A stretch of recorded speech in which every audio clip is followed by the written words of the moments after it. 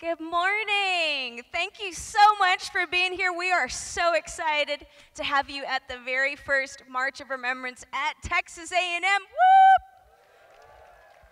Thank you for coming here. The first part of our program, we are a group of World War II living historians, and we're going to tell you a little bit about kind of the context of what was going on at the same time as the Holocaust. And everyone represents a different person or a different type of person.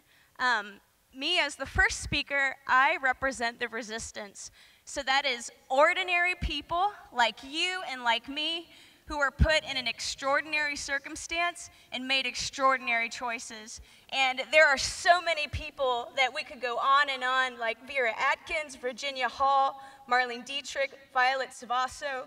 These were people who risked their lives to try to do what they felt was the right thing to do, even when it wasn't what the laws were of their country. There were people in Germany, Poland, the Netherlands, France, Belgium, Denmark, Great Britain, and also people from the US, Czechoslovakia, Norway. There were assassins, there were underground newspapers, there were escape lines, guerrilla tactics, sabotage. They had all kinds of people. Even to me, for me, history is really interesting because I sit and think, what would I have done at that time period? And so I also represent housewives.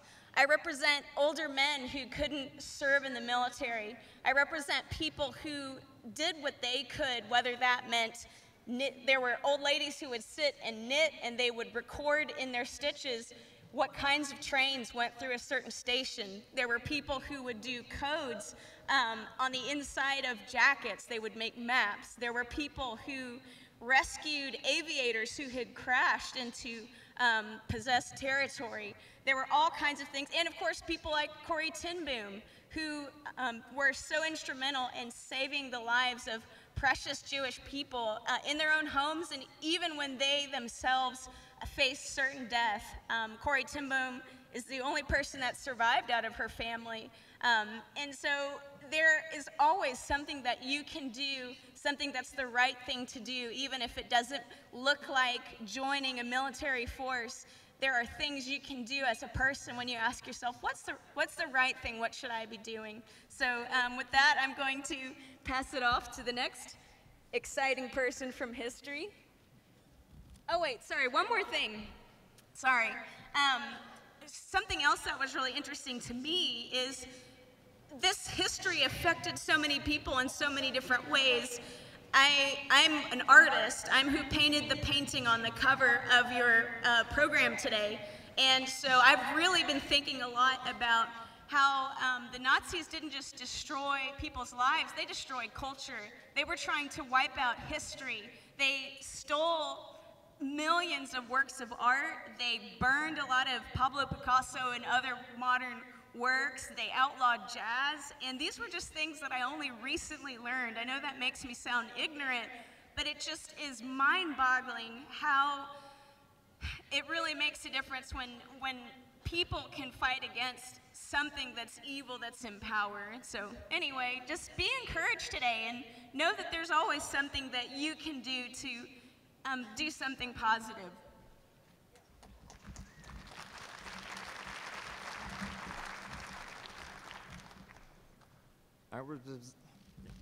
I represent the men of the United States Army Armored Forces.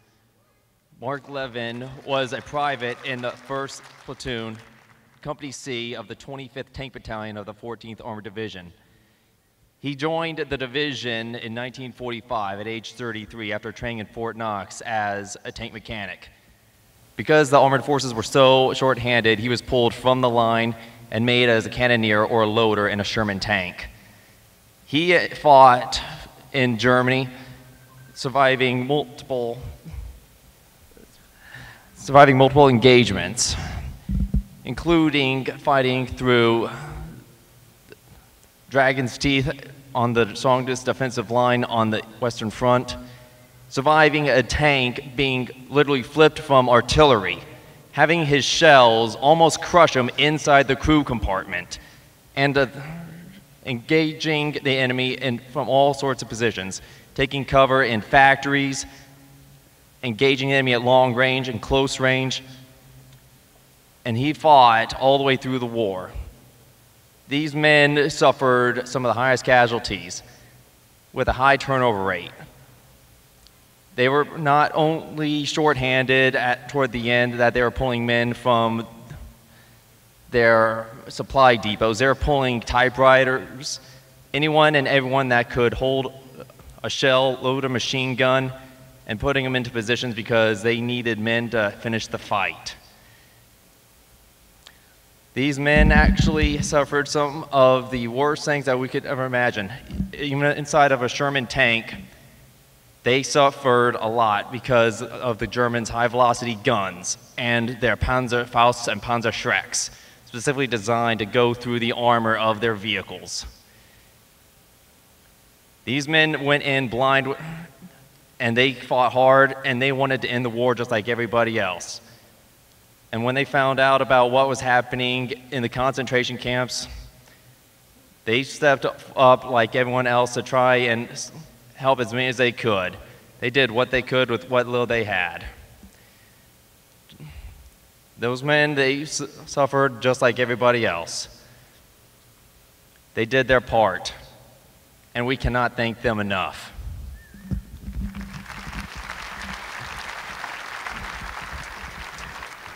I represent Molly Weinstein Shaffer. Molly was a first-generation born American Jewish woman. Her parents were born in Kiev, Russia.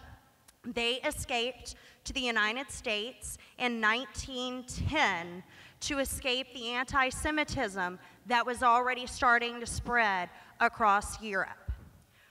Molly joined as a hospital records technician and medical records specialist and medical intelligence, meaning she was in charge of the medical records of the soldiers as well as knowing the inventory of supplies in the hospitals. Molly was instrumental in planning D-Day.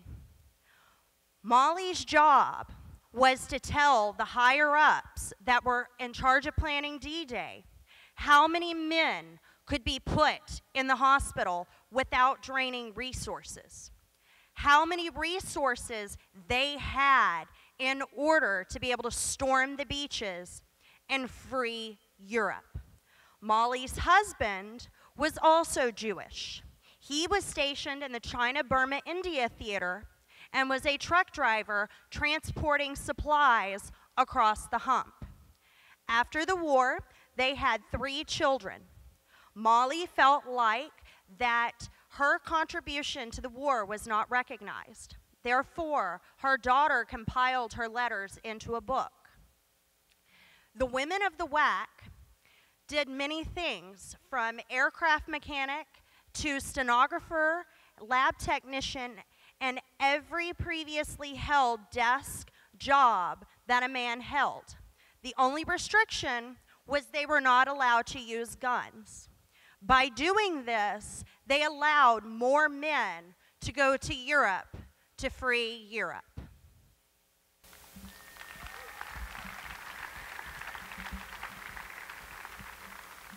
Good morning. I represent the United States Army Air Corps.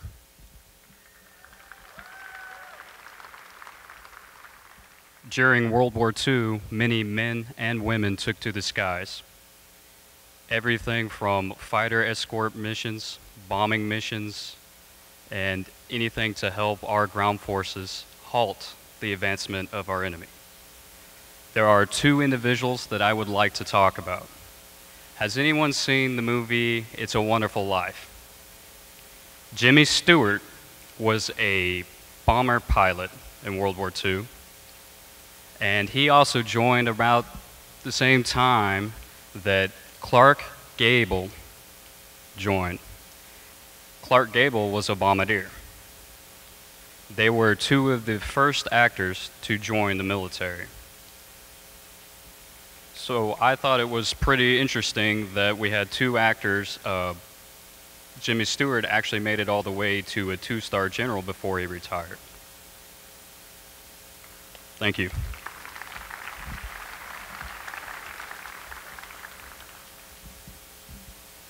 Again, good morning. I myself represent the U.S. Army Chaplain Corps.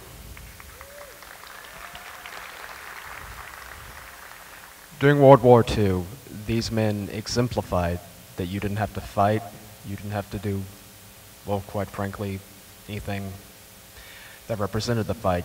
You could just be there for your soldiers, your sailors, Marines, airmen, just showing the love of God. None is exemplified as the story of the 4 chaplains.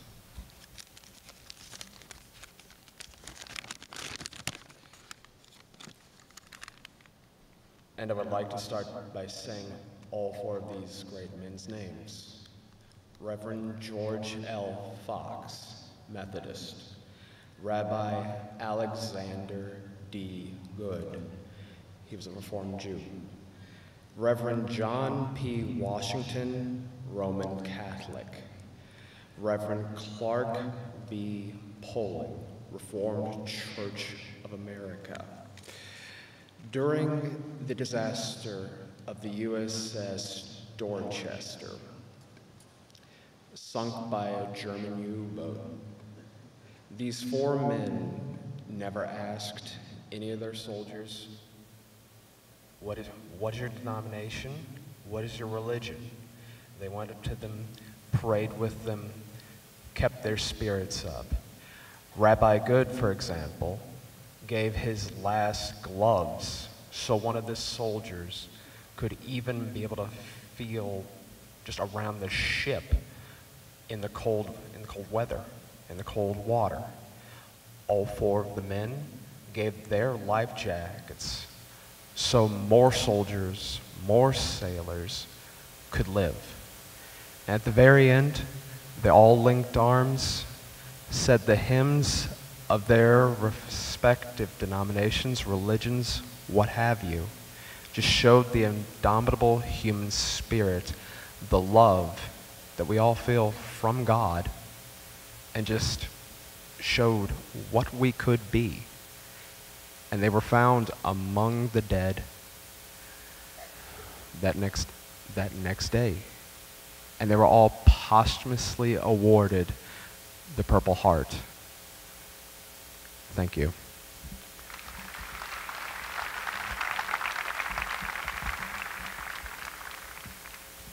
Good morning. I represent those that the Nazis feared the most, those with a voice. As the Nazis gained power, they created the first concentration camp of Dachau. Dachau was used for one purpose, and as its original purpose, was to house its political enemies and those that they feared could influence politics within the Reich. Dachau was, in effect, one of the worst concentration camps by the way it was where they taught the guards of Auschwitz, Birkenau, and other camps how to punish prisoners and how to kill them.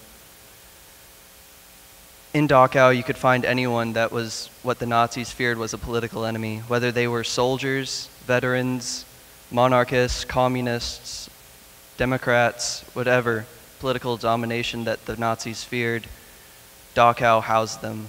And they suffered horrible, horrible things within that camp simply because they had a voice, and a voice that they didn't feel was, or what the Nazis didn't feel was the right one. But to them, I feel like the red triangle that they wore was more of a badge of pride, knowing that they had a voice of freedom and of justice, rather than what the Nazis saw it as a badge of punishment, of saying that you were not with the norm or you didn't support the Nazis.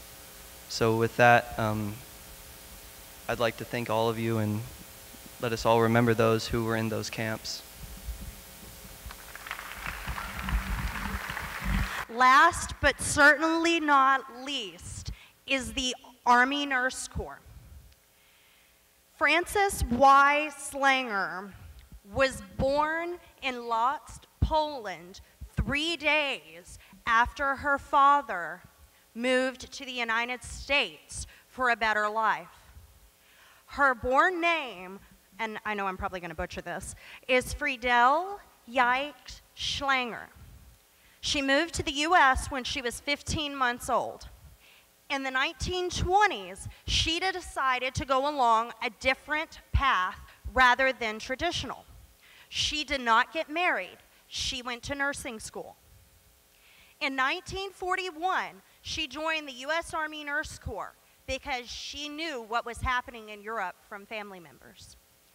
She was involved in Operation Torch and went through North Africa with the U.S. Army, where she almost drowned on unloading due to her small stature. Frances was also one of the oldest members in the field of the U.S. Army Nurse Corps. She was 36 years old. She wrote a poem about her experiences with the U.S. Army in the field that was echoed by thousands of combat nurses in the years following. I would like to share it with you today. It is 0200, and I have been lying awake for 1 hour, listening to the steady, even breathing of the other 3 nurses in the tent, thinking about some of the things we had discussed during the day. The rain is beating down on the tent with a torrential force. The wind is on a mad rampage, and its main objective seems to be to lift the tent off its poles and bring it about our heads. We had read several articles in different magazines and papers sent in by grateful GIs praising the work of the nurses around the combat areas.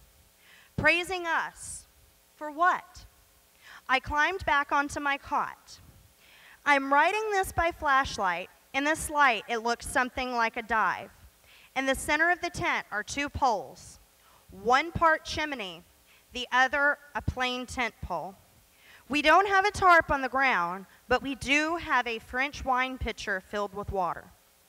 The GIs say we rough it. We in our little tent can't see it.